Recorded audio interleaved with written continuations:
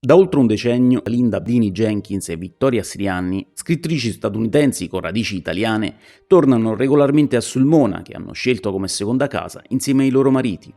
Per entrambe questo legame con l'Abruzzo è diventato molto più di un semplice ritorno alle origini, è un viaggio identitario, culturale ed affettivo, che ha trovato espressione nella scrittura.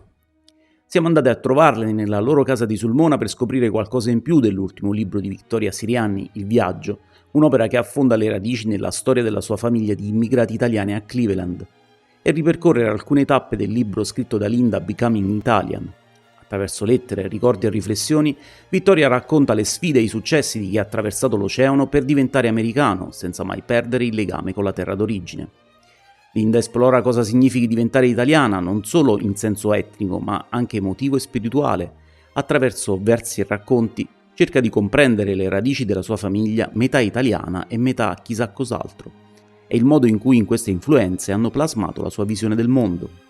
In questa intervista le due autrici riflettono sul significato di integrazione sia in Italia che in America, sul ruolo che Sulmona ha avuto nel loro percorso e su come la scrittura abbia trasformato il modo in cui vivono e interpretano la loro doppia identità.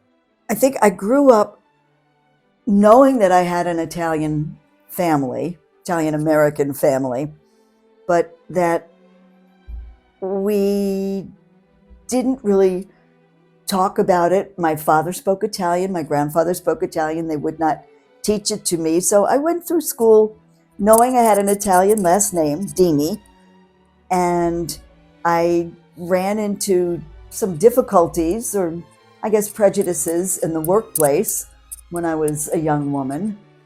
And that, I think, got me thinking more about where I came from, where my family came from. And it was a long time. It wasn't until the year 2000 that I finally came to Italy. And everything seemed to make sense at that point. Everything seemed to click, and I started to really understand who I was. And thanks to trips to around Italy, and particularly settling in Sulmona, it gave me a reason for being. I guess I put it that way.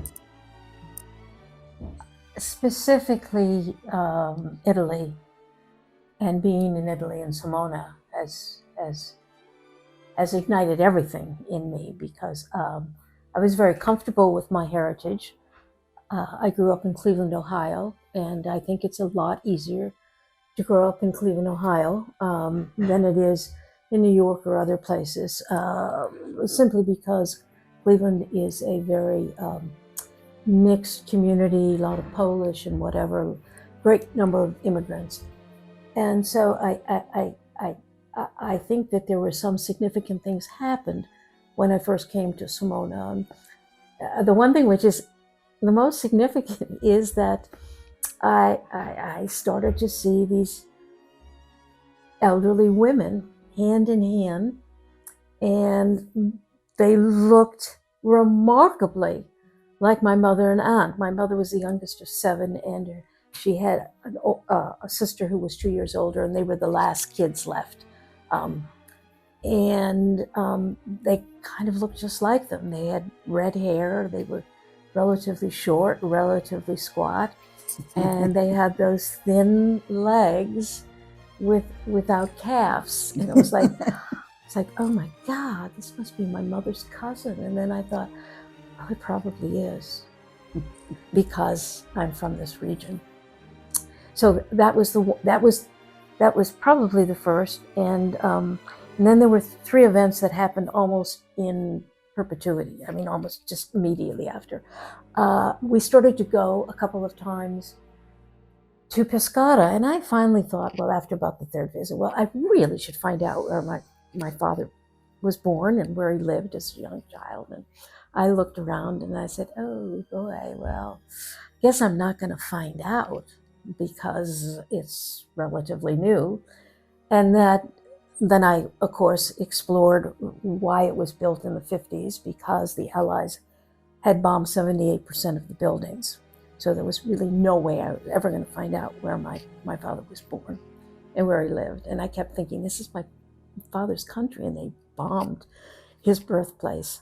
And then Louis's father died shortly after that, and at his Lewis's aunt's house, who was his father's youngest sister.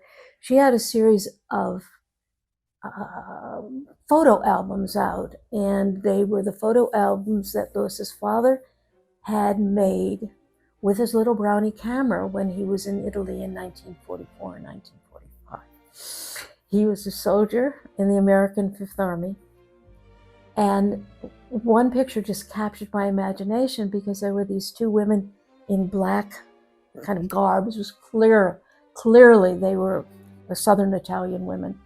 And I asked Lewis's aunt, I said, where were these taken? And she said, oh, that's when Vincy went to visit his grandmother and his grand aunt for Easter in Italy. And so there was just a wonderful story about him being there and visiting his aunt, his grandmother, who had not seen him for 11 years. And when he showed up at the door, she fainted because he had left as a little boy of 10, and he came back as this strappy American GI. And so that was kind of wonderful. And then shortly after that, my daughter had a baby. And I realized that this child was going to have absolutely no idea of his heritage. And so that was it. But clearly, coming to this area of Italy and coming to Sulmona was the impetus for everything that I've done. Linda, in Becoming Italian descrivi come hai superato un senso di vergogna legato alle tue origini italiane durante l'infanzia, fino al viaggio in Italia con tuo marito nel 2000. In che modo quel primo viaggio e i momenti successivi a Sulmona sono diventati l'ispirazione per fondere poesia e memoir e rivendicare così pienamente la tua eredità italiana? As Vicky alluded to, when I was a working woman I was in New York. I lived in New York City for almost 20 years, and in the 1970s and into 1980. And I worked for a very prominent British advertising agency. And as far as I knew, there were only 2 Italians in the entire firm. There was the Albanian mailroom clerk, who you'd better know and be nice to, or you weren't going to get your mail. And then there were 2 of us in what they called account management. And we had to work harder than a lot of other people to gain credibility. And I tell some stories in the book about that and what happened. And it wasn't a good time. It wasn't a good feeling. On top of everything else that was happening in New York City in the 70s and 80s. So when I started to dig a little bit about my family, I found out that my grandfather was from Tuscany. I don't have Abruzzese roots. I have Tuscan roots and Campanian roots. And as I started to dig a little bit and made trips here, when Tim and I, my husband and I, took small groups of people around to Italy. So we traveled from one end of the country to the other over the years, over about 20 years. It just felt, I joked and I said, as soon as I got off the airport in any Italian city, somehow I felt lighter. I could breathe easier. There was something familiar, even though I didn't know what it was. And I felt much more at home here and did not feel that sense of being an outsider or being something different that I did when I was trying to build a career in New York. So now I've always been a writer. I started writing when I was 8 or 9 years old, and I did a lot of little poetry like lots of little girls do. But it wasn't until I reached my 40s, basically, that I started writing these stories that have evolved into what you read in Becoming Italian and in my other book, Up at the Villa, where I was writing stories, more travel-based, but still telling the stories of our experiences here in Italy. And Sulmona just made the most sense when we got here. And it's just allowed me to relax and dig deeper into my background and into the stories that I wanted to tell. and there's like a new story almost every day. So I'm very grateful to the place for giving that to me. Vittoria, il viaggio racconta i trionfi e le difficoltà degli immigrati italiani nel diventare americani, partendo dalla storia della tua famiglia a Cleveland. Quale momento personale, magari il ritrovamento di vecchie lettere o una visita in Abruzzo, ha acceso il desiderio di scrivere questo libro come tributo a quella trasformazione? E come ti senti oggi vivendo parte dell'anno a Sulmona?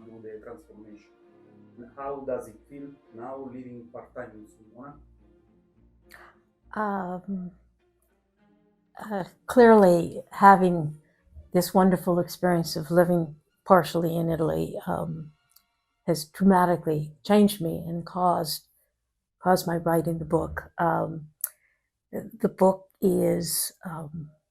has stories in it that are family stories, but they're not attributed in any way because I'm unable to bare my soul the way Linda does with her poetry in her book. I wish I could, but I'm also far more interested in history, and I think because of my background and where I've been and what I've done with my life, I wanted to know as much about those who immigrated, why they immigrated, why America accepted them, sometimes in very ungracious ways, as well as what happened in Italy that made half of the country so poor, and that to know and understand that they encouraged immigration was just phenomenal. So it began to be not only the story of the immigrants, but the story that surrounded them. And it just became an absolute passion for me. It still is. I vostri libri catturano il richiamo emotivo del muoversi tra mondi diversi, dall'Italia all'America per gli immigrati e nel riscoprire l'Italia come italo-americani. Vivere a Sulmona con i suoi ritmi e la sua gente ha aggiunto un nuovo strato a quell'ispirazione, come se fosse una riscoperta di ciò che significa diventare pienamente se stessi?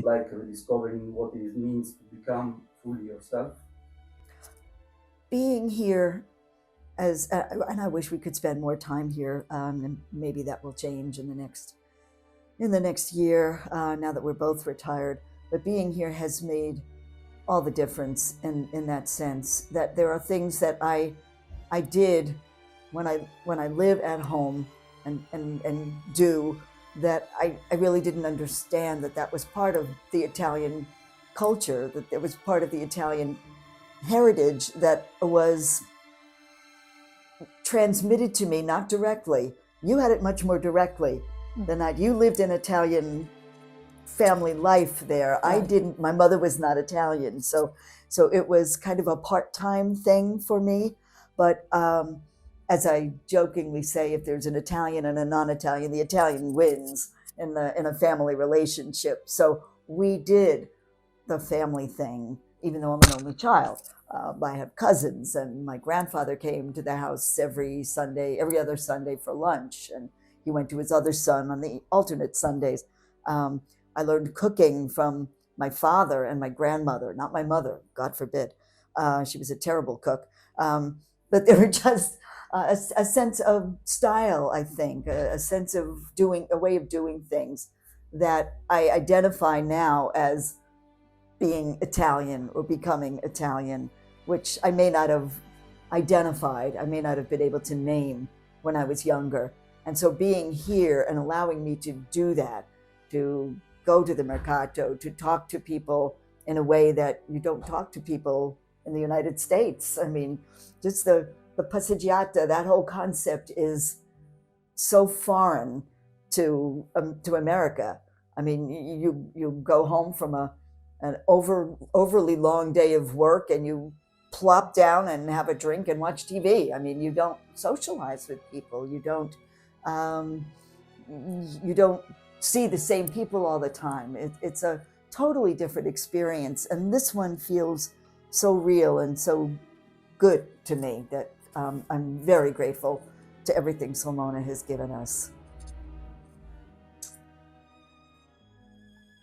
it has obviously changed me. I am far more Italian than I ever imagined.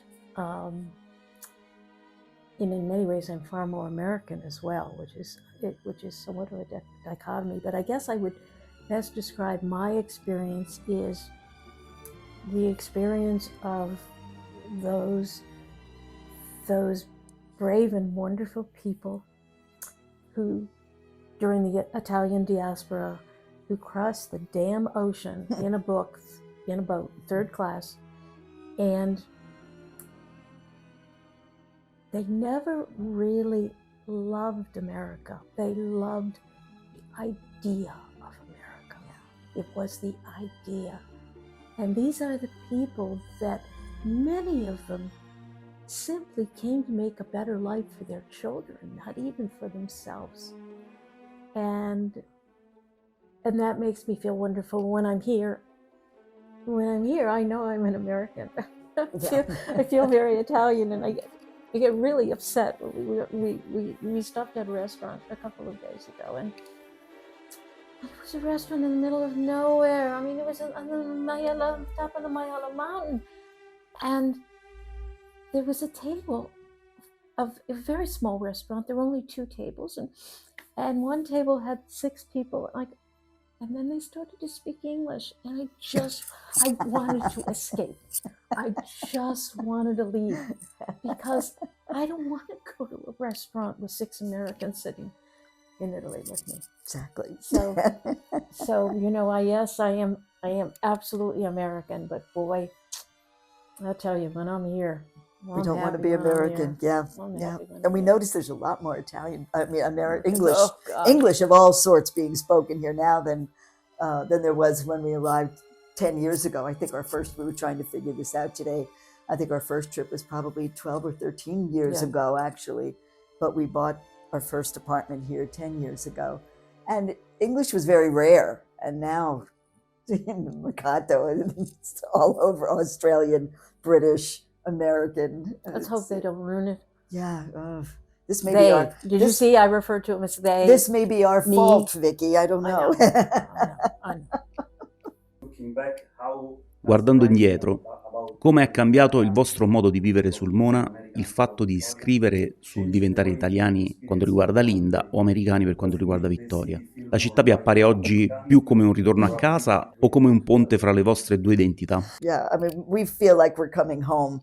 And you should see us in the car when we land in Boston and are going home back to America. We're practically in tears. And we go, what are we doing here? But we know we are American. We do know that. But this place has made it very easy for us to experience this other aspect of our lives. It's wonderful. It's wonderful to be here. But I also understand, and recently said to my husband after we arrived here, just how different our lives would have been if our parents had not made that journey. Yeah. Because, and that's what makes me American. I mean, there was nothing I couldn't do. There was no school I couldn't go to. I mean, it was remarkable. And I just don't think either of us, with our family backgrounds, and our families were not poor. I mean, they weren't rich either, but they were not poor. They left for a better life for their children. Right. But we would not be the people we are. We would not have accomplished what we've accomplished. And that for me is the American part of me, and for which I have enormous respect.